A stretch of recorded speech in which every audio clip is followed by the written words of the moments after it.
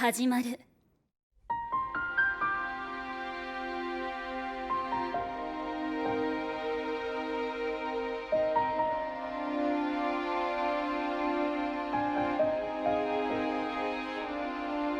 The story of School Idol Project is that of a legend's retelling. Everything about the legendary 9 is portrayed as the beginnings of a miracle that changed the world and vanished just as quickly. They were, against all odds, able to do things that no one else was capable of. From saving their school to winning the second Love Live, the journey of Muse is nothing short of fantastical. Before a legend to begin, there must be a mountain to climb, a goal to be reached. Muse were the embodiment of everything a school idol was, and their journey reflects everything those ideals held. But one thing that could never be applied to them was the word perfect.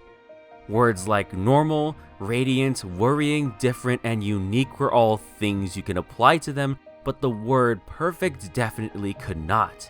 You could even argue that the core of that group stood opposite to the idea of perfection itself, so in a sense, for this legend to be told properly, our heroes of this tale must be faced with everything they are not.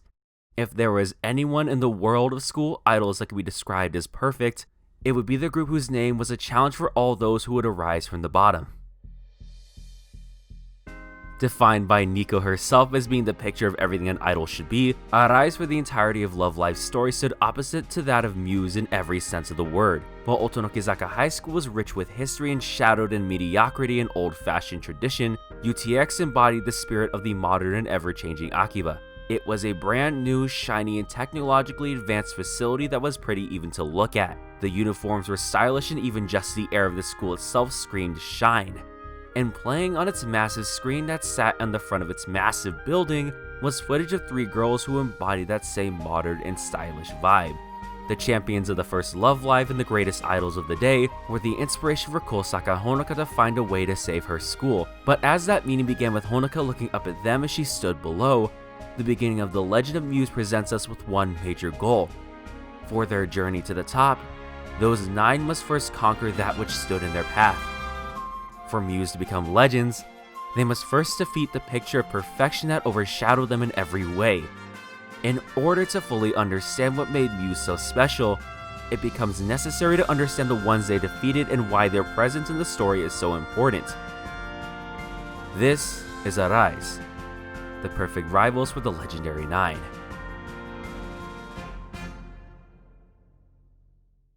Now, I'm sure that everyone in the community has already heard of the common criticisms of Arai's placement in the world of Love Live. Despite being the rivals to the flagship idol group that began the push for this franchise's success, they seem to have been forgotten almost entirely by all material outside of the anime. This becomes especially apparent when comparing them to Saint Snow, the rivals for Muse's successors in the form of Aqua. This of course doesn't take into account the commitments that the other members say you have in real life that would prevent them from coming back, but it's important to understand the distinction between Saint Snow and Arise, and it all has to do with how they're presented to us in their respective series.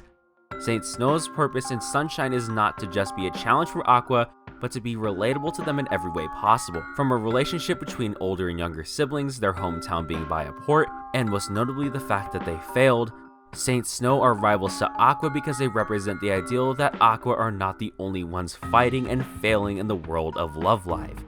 By comparison, Arise from the start represents everything Muse wasn't. As stated by the reasons in the introduction, it could even be safe to assume that, while Saint Snow is presented to be relatable, Arise is presented to be admired.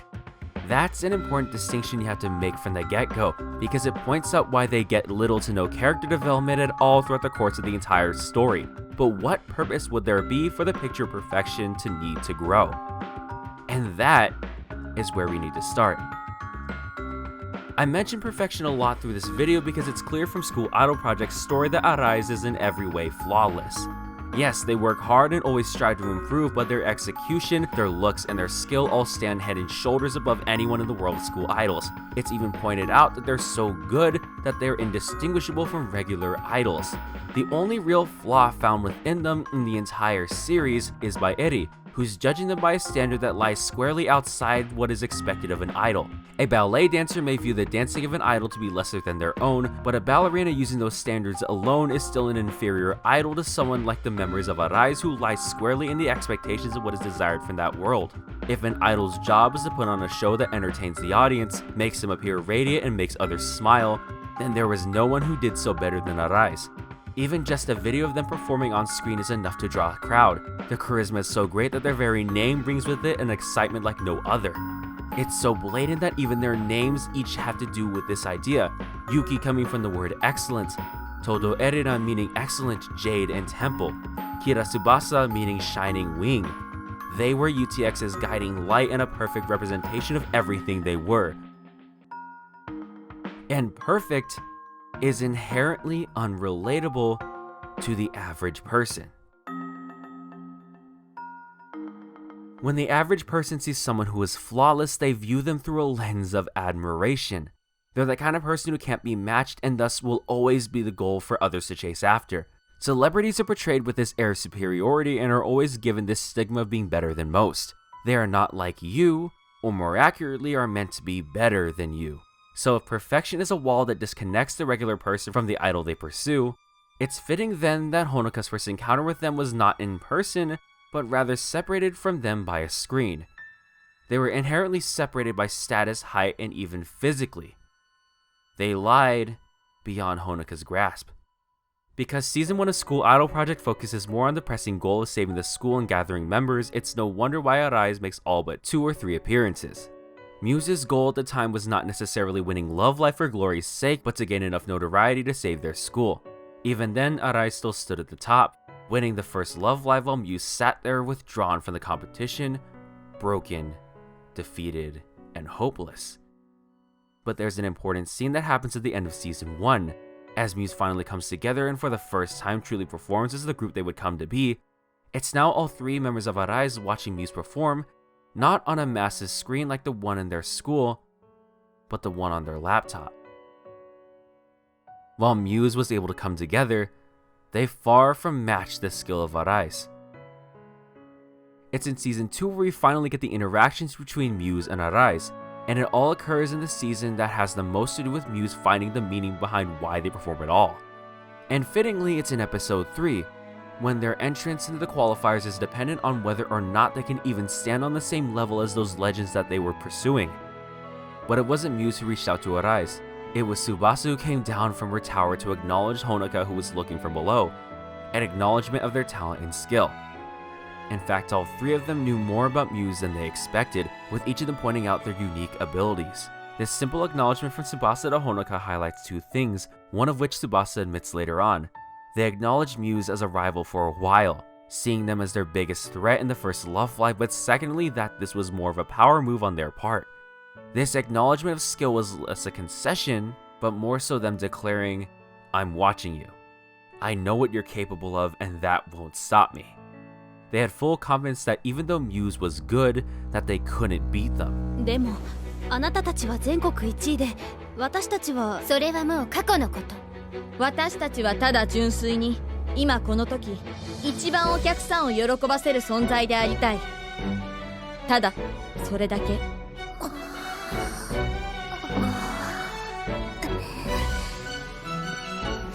ミューズの皆さん、お互い頑張りましょう。そして私たちは負けません。A declaration that Honoka with full confidence said to bring it on.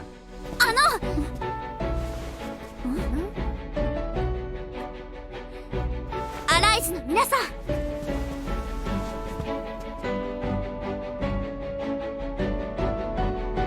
私たちも負けません。今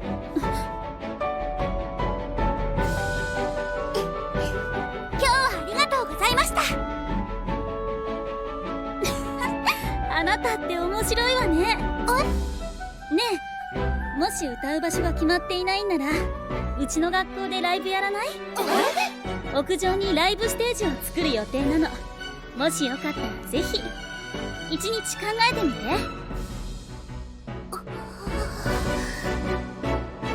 やります。It's in the Love Live qualifiers that we see the inherent difference that lies between Muse and Arise, as well as the difference between perfection of an idol and the shine of a school idol. Arise performed first, standing alone on that stage while all of their fans watched from that screen atop their building. The song they performed was Shocking Party, a song that speaks of glamour, of being the center of attention and the love of dancing and being free. But even from the way their song is constructed to the wording of the lyrics speaks of a pop song. Not necessarily soulless, but polished and without flaw. Even their performance with its strobe lights and dark stage makes them seem more mature. In fact, they're animated entirely using only 2D animation as the camera focuses on each of them individually and up close. Not a hair out of place, but as perfect as they could be. But the performance of Muse's Yume no Tobira is far different. Focusing on that cute and innocent appeal, their outfits even seeming juvenile by comparison, the angles and compositions of the shots tend to focus more on the group as a whole. Even the lighting focuses on the natural look of the flowers in the city around them, on every individual theme that composed the whole of the stage. In fact, rather than Arise's nightclub lighting, this performance that occurred during the night was full of light. Even more evident is that Otonokizaka didn't watch Muse from the screen, but rather from atop the roof of UTX right with them. They were there with their support from the very start, and the lyrics of this song speaks of connection, of the door to one's dreams that makes hearts unite, multiple people coming together as one. Greatness defined by a lone star upon the stage combating against united and inexperienced hearts standing together. And the result was clear. Not only was Muse more than worthy of standing upon that stage, but they were confirmed to be the threats that Arise believed them to be. Love Live isn't a series that focuses on perfection as a good thing. Not necessarily that it's bad, but as the thematic core of this series focuses on youth's freedom, and thus the inherent need of one to grow and push past their imperfections, those who already have nothing left to gain with their perfection are far from the ideal. But more so this lies in the difference between an idol and a school idol. Say what you will about the idol industry and even that of the music world itself, but authenticity is not a word I would say best defines it. Sure, there is an attempt to have that, but it's not very common. The music is engineered to sound the best it does, and the looks of every person, even down to the execution of dance moves, has to be perfect as can be. There's nothing wrong with that. After all, the core idea behind Love Live is striving for greatness. But what a school idol is explained by Honoka, Kotori, and Umi to Hanayo in episode 4. 私だって人前に出るのは苦手です。向いているとは思えません。私も歌を忘れちゃったりするし、運動も苦手なんだ。私はすごいおっちょこちょいだよ。でもプロのアイドルなら私たちはすぐに失格。でもスクールアイドルならやりたいって気持ちを持って自分たちの目標を持ってやってみることはできる。それがスクールアイドルだと思います。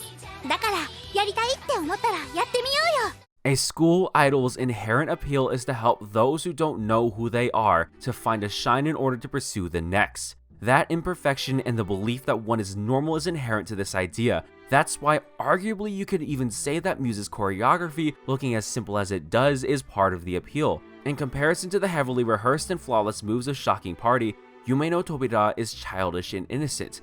While Arise as a group is well put together and carries themselves with an air of professionalism, Nico and Hanayo become super unprofessional in their presence, and they act how they would in a regular setting, goofy, uncouth, and genuine. Am I saying that Arise's behavior is wrong? No. They're the textbook definition of everything that makes an idol great and are admirable for doing what they do, but the world of Love Live is that of school idols. Idols are perfect, but they're a dime a dozen. Authenticity is unique in and of itself. Muse was unlike anything anyone else had ever seen, and the reason is really just that they were no one but themselves. And it's in the performance of Snow Halation that highlights this difference more than anything. If authenticity and a genuine love and expression of passion that defines Muse and is what made them so great, then it's on the stage of the semifinals that they showed this in full force. Arise carried out their performance of Shocking Party once again as well as they could. They were just as rehearsed and as perfect as ever. They, even during that scene before their performance, are shown to be inside a skyscraper looking down once again. But Muse barely made it to their performance as a blizzard stood in Honoka, Umi, and Kotori's way. Having stayed behind for the sake of their school, they pushed forward despite the amount of time they had and how hopeless it seemed, their path clearing when their school that supported them showed them the way. Arise alone. Muse together with the ones they loved, a song of individual strength versus the power of innocent love. The sterile shine and perfection versus the awkward, chaotic, and passionate feelings that make up Muse. There was no contest.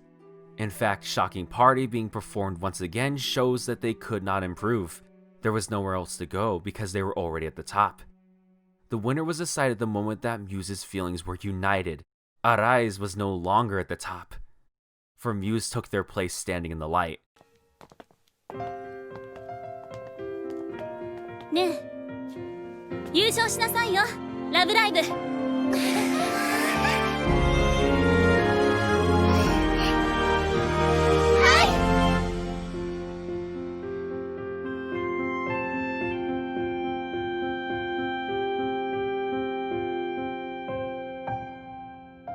It's in this conversation between Honoka and Tsubasa that we see later on where we have the only moment of vulnerability in Arise throughout the entire series.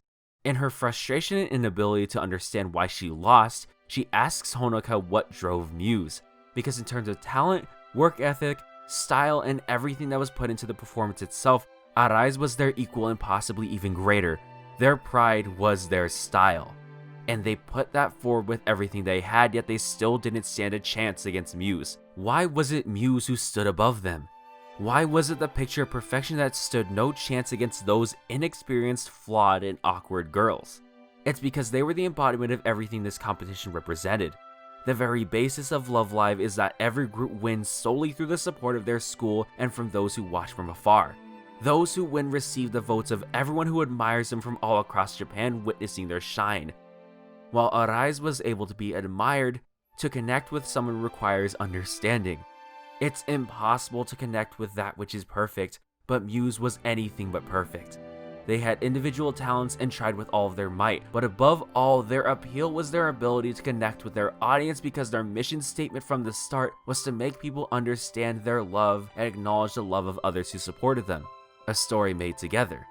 While Arise performed songs that had a one-sided shine, Muse was able to share their love to the world. That's why they lost. Arise is used for this contrast throughout the whole of Love Live's story, always standing opposite of Muse. Even if we as the audience wish to see more personality from them, that inherently would stand against everything that they are. Even in the school idol movie, those differences are highlighted even further. When working together for their performance of Sunny Day Song, while Muse can be seen goofing around while doing their duties, Arise, who came to assist them, still carried themselves very professionally. Anju even says that Tsubasa can be a bit much, but we don't even see that happening, because seeing it would lie antithetical to who they are and what they stand for. They couldn't be relatable like Muse was, for they're their opposites.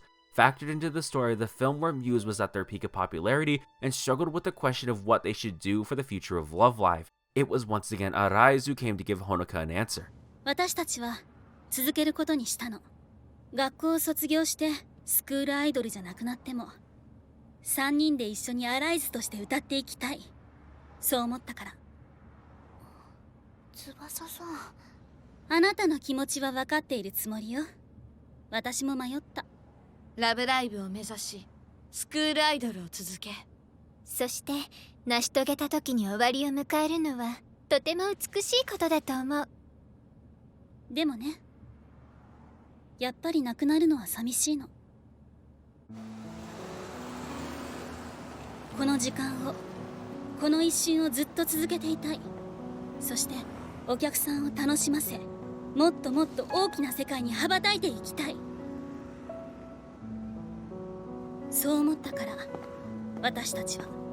What drove Arise was their pride in their skill and talent that drove them and upholding the expectations of their fans, but most importantly what made them the happiest and what gave them the most fun. Singing and dancing itself was what gave them that drive, and it's in that answer that Honoka was able to realize something interesting. What their decision should be based on is not what others expect of them, but rather what they as a group want. If Arise's goal was to stay as idols even after graduating, then Muse would have to do something different. Arise would stay on the stage carrying on that name that carried them to the top, but Muse would disappear the moment their shine was gone. You don't truly understand Muse without seeing what made Arise different. To desire relatability and moments of weakness from those three would defeat the purpose of their role. A role that is so important to the journey of Muse. They were a legend, but one that couldn't be the same as the legendary 9, and for that, I believe they were perfect as they are. This is Arise, the perfect rivals that helped change the world by standing as the goal for Muse to follow after and eventually surpass through the power of a school idol.